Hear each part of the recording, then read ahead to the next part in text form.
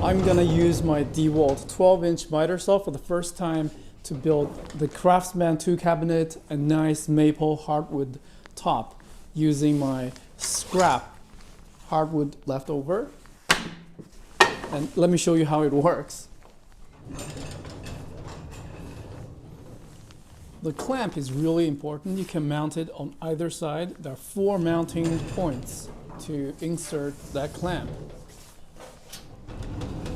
And there's a wrench included, so we can make adjustments if needed, but it should be very, very accurate, straight out of the box.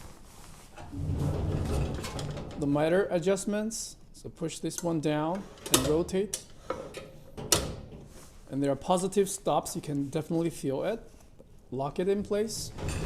When not in use, this pin will automatically lock and you can carry it with you, but to expand the saw, push it down first, then pull the pin out and to restore this cutting position, right? And rotate the pin 90 degrees so it will not engage when it's pushed down. Mitre adjustments, I find it extremely easy to use. And of course, make sure this fence is pushed that way so it does not, prevent the saw from cutting down. I'll lock it in place, that's 90 degrees. The trigger has a really important safety feature built in. Right here, you have to push it this way to engage the trigger. I find it very, very clever. You won't be able to put it down like so when you're trying to aim the correct cutting line. So you have to push it this way to engage the trigger. A great design. This Husky 2 chest is 27 inches wide. And the footprint of the saw is almost 22 inches wide and 15 inches deep. So you can potentially build your own stand or miter saw cart to push it around. The cord is 6 foot long, and this is the dust collection bag, which does add to the overall depth of the saw, so it cannot be really pushed against the wall like so, unless the bag is removed.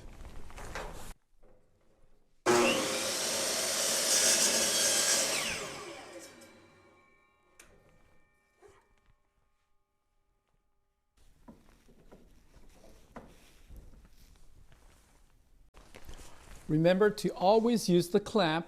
This is a great safety feature, so you don't have to use your hand to hold this piece. Right, you never want your hands anywhere close to the saw. Very powerful.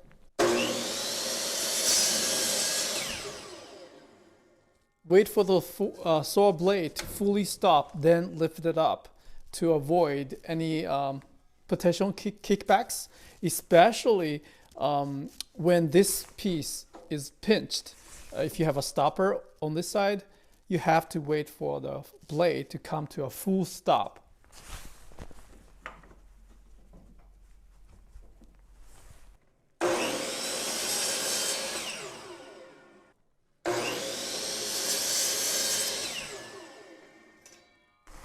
Now what happens if this piece is too short and you cannot clamp it?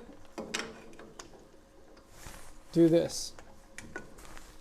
And there's always a way to clamp the workpiece securely on the deck.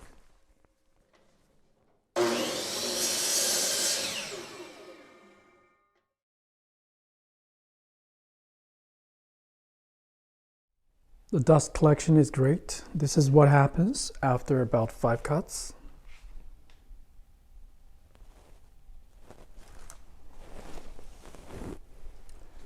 I think this bag caught most of the dust.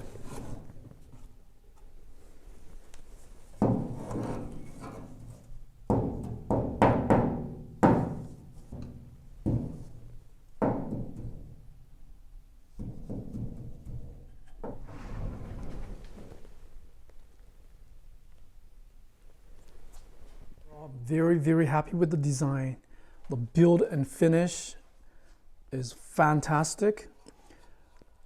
But it's very big, so if you have the space for it, yes, this 12-inch miter saw is extremely powerful. By far the best saw I've ever used.